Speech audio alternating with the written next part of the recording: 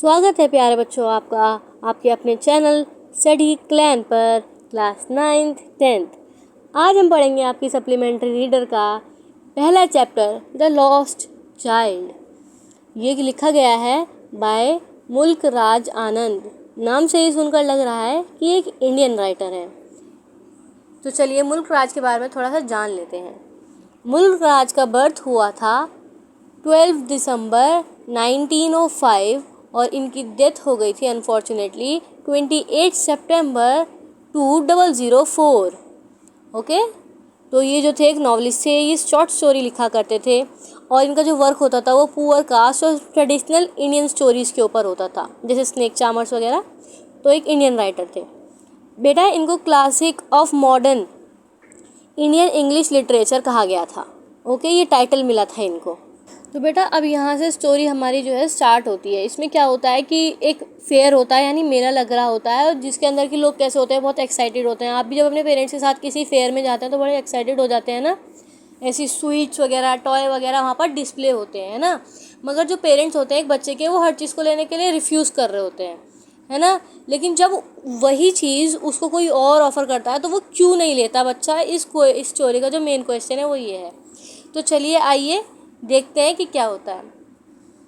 तो ये सारी चीज़ें इस बच्चे को चाहिए होती है, जैसे टॉयज़, स्वीट्स, गार्लैंड वगैरह चाहिए होती हैं। बट जब इसे कोई और ऑफ़र करता है ना, स्विंग्स वगैरह, राइड्स वगैरह भी चाहिए होती हैं, तो ये लेता नहीं है। तो क्यों नहीं लेता, इस स्टोरी के अंदर हम ये चीज़ें जानेंगे।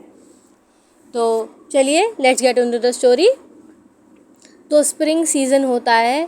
तो बेटा स्टोरी शुरू होती है कि स्प्रिंग का सीज़न होता है।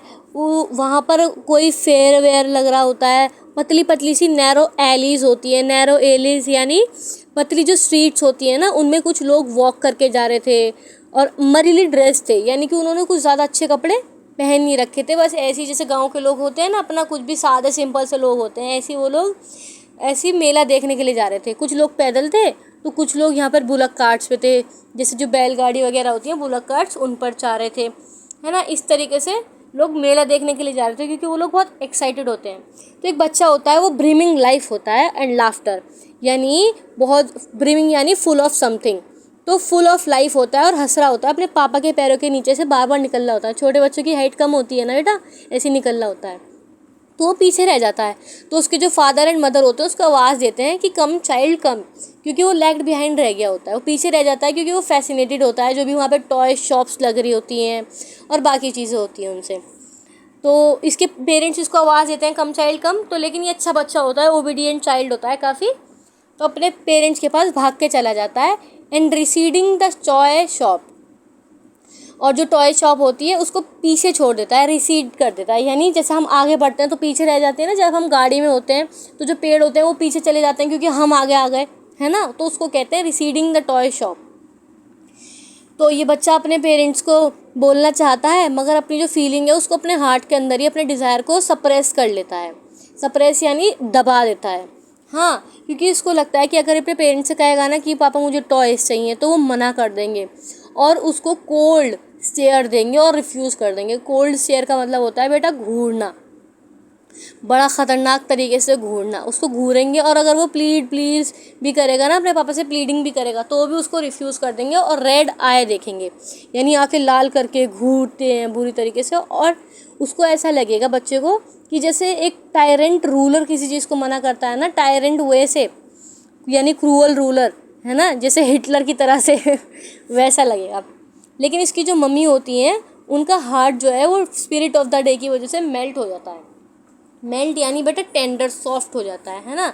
जैसे कभी कभी हमारी भी मम्मी थोड़ी खुश होती हैं तो इसको बोलती हैं लुक चाइल्ड बिफोर यू, कि बेटा देखो वहाँ पर क्या है। तो बेटा सरसों के खेत होते हैं, यानी कि मस्टर्ड फील्ड होते हैं, ठीक है। जैसे हम जो सरसों का तेल खाते हैं ना, उसके फील्ड्स होते हैं वहाँ पर।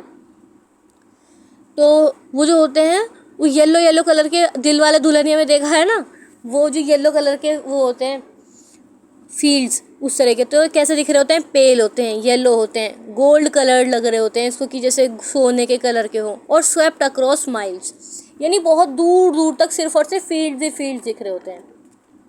अब इन फील्ड्स में क्या होता है, एक ग्रुप ऑफ ड्रैगन फ्लाइज जो हैं वो बसलिंग कर रहे होते हैं। बसलिंग यानी वो जो बस की आवाज़ करते हैं ना, बज बज, उस टाइप की आवाज़ कर रहे होते हैं और उड़ रहे होते हैं।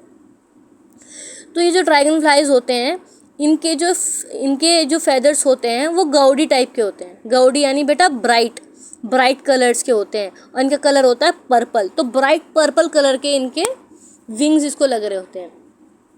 और ये जो ड्रैगन फ्लाइज होती हैं ये इंटरसेप्ट कर रही होती हैं एक हमारी बी के रास्ते को, यानी उसको उड़ने नहीं दे रही होती। इंटरसेप्ट यानी हिंडर क्रिएट कर रही होती हैं, उसको उड़ने नहीं दे रही होती। तो जो बम्बल बी होती है वो इन सर्च ऑफ होती है स्वीटनेस के, यानी वो नेक्टर कलेक्ट करना चाह रही होती है फ्लावर्स से, जिससे कि वो शहद बना पाए। बट ये ठीक से कर नहीं पा रही होती क्योंकि उड़ने नहीं दे रहे होते। और जो फील्ड्स होते हैं उनमें तो येलो येलो कलर के फूल होते हैं, तो इसको नेक्टर चाहिए था।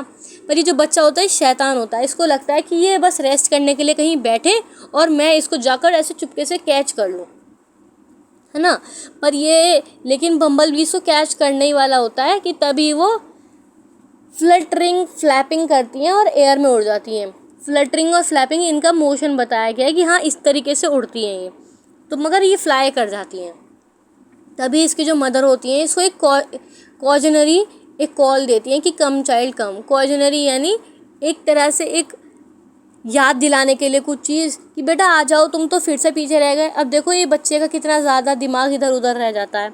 तो ये बच्चा होता है ये अपने मम्मी पापा के पास जाता है और फुटपाथ पर चलने लग जाता है। वॉक एब्रेस्ट यानी बेटा walk side by side facing the same way. तो इसको क्या दिखते हैं, कुछ वॉर्म्स निकल रहे होते हैं फॉर सनशाइन, क्योंकि स्प्रिंग सीज़न है तो वॉर्म्स भी बाहर आ गए। तो इसके बच्चे इसको जो इसके पेरेंट्स होते हैं फिर से आवाज़ देते हैं कि बेटा आ जाओ, कम चाइल्ड कम, क्योंकि बच्चा फिर से पीछे रह गया। ये एक ग्रूव के नीचे बैठे हुए होते हैं इसके पेरेंट्स लड़के के। ग्रूव यानी ट्रीज़ का जो एक झुंड होता है, और एक वेल के ऊपर बैठे हुए होते हैं। On the edge of well, किनारे पे बैठ जाते हैं ना, वैसे ही बैठे हुए होते हैं छाया में, है ना, थक गए चलते चलते। तो ये बच्चा भी वहाँ पर आ जाता है अपने पेरेंट्स के पास। ये बच्चा वैसे बहुत समझदार है, कहते ही आ जाता है पीछे रह गया होता है तो वापस आ जाता है। तो बेटा अब क्या होता है कि ये जो बच्चा होता है ये ग्रूव के पास जैसे ही एंटर करता है तो ये भूल जाता है इसके पेरेंट्स को फिर से, और इसके हाथ में कुछ फूल आकर गिरते हैं पेड़ों से, तो उनको गैदर करने लग जाता है। ये बच्चा है, इसका दिल ऐसी है, गैदर करने लग जाता है। वहाँ पर क्या देखता है, ये एक डव है, मतलब एक बर्ड है। तो अपने पेरेंट्स से बोलता है लुक डव, द डव, ऐसे करके। तो और पेटल्स को है जो इसके फ्लावर्स से उनको ड्रॉप कर देता है, मतलब डव को देख के अब ये फ्लावर्स भूल गया। बहुत भुलक्कड़ बच्चा है ये। फिर क्या होता है, इसके पेरेंट्स इसको फिर से बुलाते हैं कि कम चाइल्ड कम, है ना। तो ये जो बच्चा होता है ये ग्रूव के बीच में से रन करके वाइल्ड क्रेपर्स के बीच में से, वाइल्ड क्रेपर्स यानी हैप्पीली और एक्साइटमेंट से अपने पेरेंट्स के पास चला जाता है। बेनियान ट्री के पास से चला जाता है। फिर बेटा ये एक विंडी एक नैरो सा पाथ होता है जिससे निकलकर ये जाते हैं फेयर में, ठीक है, यानी मेले में पहुंच जाते हैं। और इसके रास्ते के दोनों तरफ मस्टर्ड फील्ड होते हैं। अच्छा, अब ये फेयर में आ गए, देखो कितना इन्होंने अब तक कितनी चीज़ें देख ली। तो वहाँ पर ना थ्रॉन्ग्स होते हैं। थ्रॉन्ग्स यानी ह्यूज क्राउड होता है लोगों का, है ना, जो कि कन्वर्ज हो रहा होता है। और देखने में ऐसा लग रहा होता है जैसे एक वर्लपूल है, जैसे सारे बॉटल को हिलाते हैं गोल गोल सा पानी घूमता है ना, तो इसको वैसा लग रहा होता है कि सारे लोग ऐसे ही एक छोटे से एरिया में कन्वर्ज हो रहे हैं। और वो छोटा सा है एंट्रेंस फेयर का, ठीक है। देखने में इसको ऐसा लग रहा होता है, इतनी भीड़ जारी होती है कि इसको वर्लपूल सा लग रहा होता है, और थॉन्ग्स इसको वर्लपूल लग रहे होते हैं, ठीक है। तो ये बच्चा जो है बहुत ज़्यादा फैसिनेटेड होता है बट कंफ्यूज भी होता है एंटर करने के लिए। तो सबसे पहले एंटर करते देखता है कि वहाँ पर जो है स्वीट शॉप है, स्वीट मीट की शॉप है। स्वीट मीट यानी पहले ज़माने में ऐसे ही कहते थे स्वीट शॉप को। वहाँ पर बर्फ़ी हैं, जलेबी हैं, रसगुल्ला है। इस तरीके से एक आदमी जो है वो हॉक कर रहा है, हॉक यानी आवाज़ें लगा रहा है कि ले लो ऐसे।